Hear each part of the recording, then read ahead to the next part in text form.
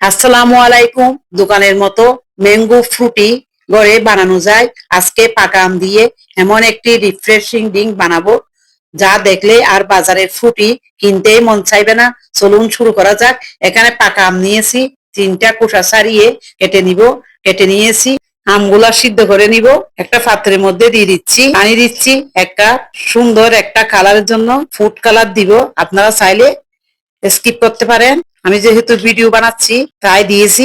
যখন এরকম নরম হয়ে যাবে, সিদ্ধ হয়ে, এবার চিনি শিরা করে নিব। আমগুলো একটু ঠান্ডা করে নিব। 1 কাপ পানি, 1 কাপ চিনি দিয়ে শিরাটা রেডি করেছি। বিট লবণ দিয়েছি, দিয়ে দিচ্ছি লেবু রস। আমি এখানে 2 টেবিল চামচ লেবু রস দিয়েছি। আপনারা চাইলে একটা কাঁচা আমও দিতে পারেন। কাঁচা আম ছাড়াও লেবু রস দিয়ে এই ফ্রুটি বানানো যায়। এবার সেঁকে নিব।